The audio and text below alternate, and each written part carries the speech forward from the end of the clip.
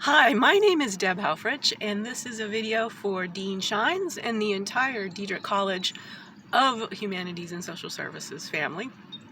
I'm Deb Helfrich.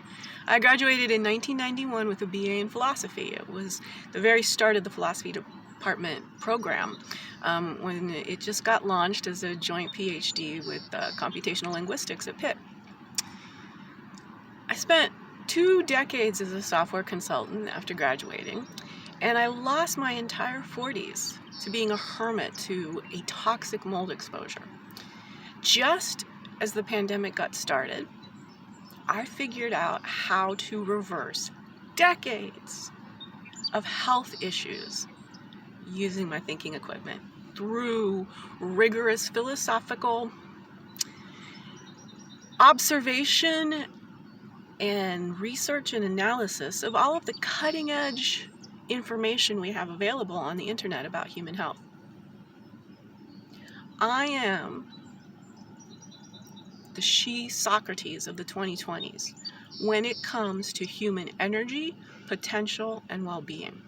I've created my own category of philosophy, #wellbeingphilosophy, and I'm looking to return to Carnegie Mellon to do research, teach, mentor, run symposium, to make philosophy a much more applicable area of study as we deal with the ramifications of the pandemic and what is truly an entire civilization that's failing because we don't really understand ourselves well enough.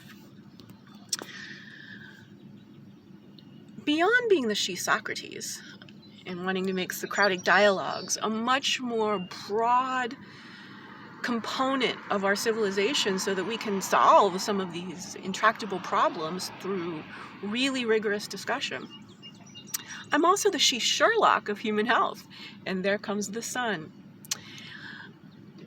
It really is the case that as a philosopher, I thought a lot about the hard problem of consciousness. And it turns out, if you start thinking about it in a much more elementary way, there are actual hypotheses that form a valid unifying theory of human energy, potential, and well-being based on my philosophical hypothesis of bioelectricity.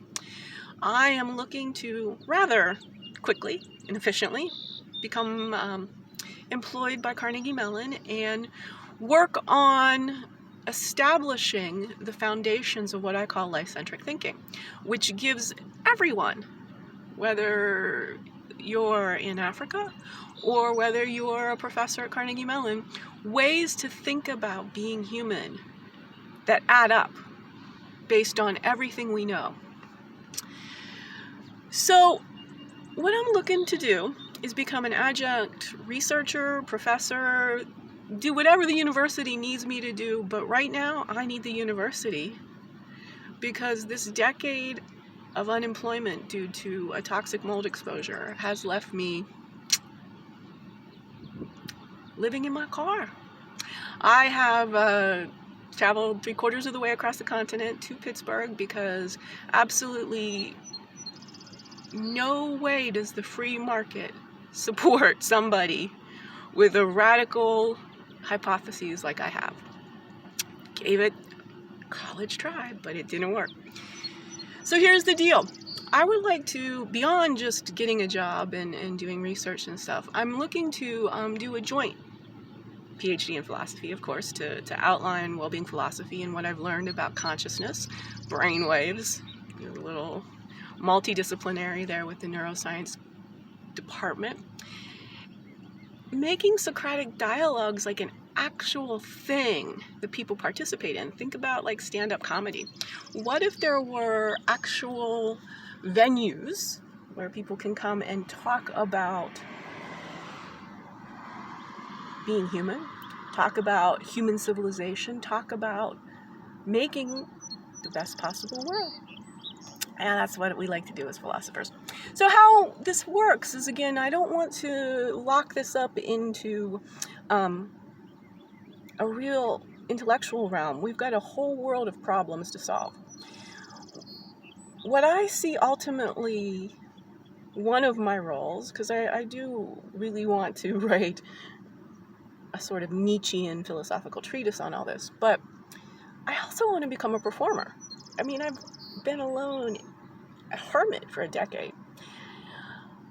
I want to do Socratic monologues. I want to be a performer. I want to create art. Now, of course, Camus, Sartre, de Beauvoir, who I will be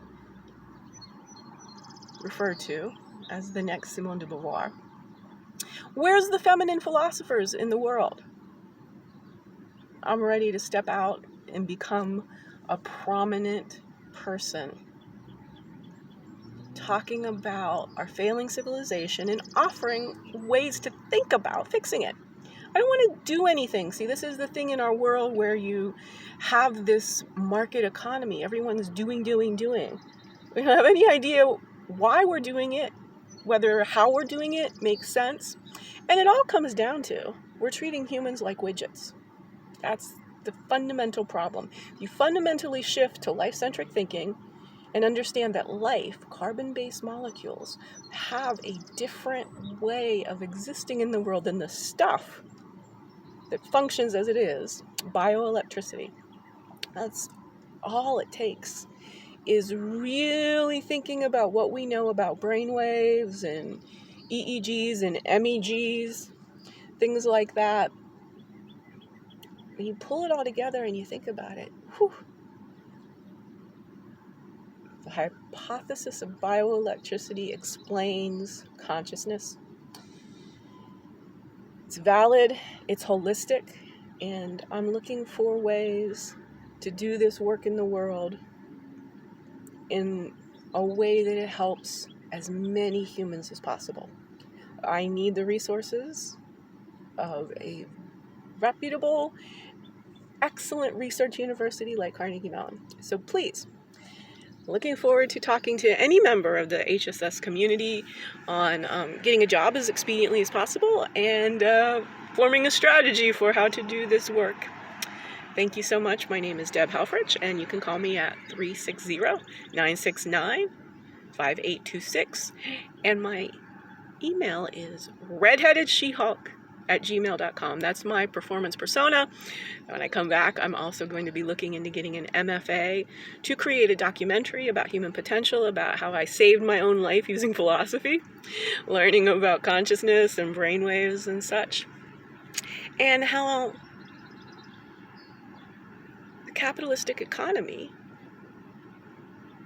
then traumatized me from being unable to have the dignity of earning a living.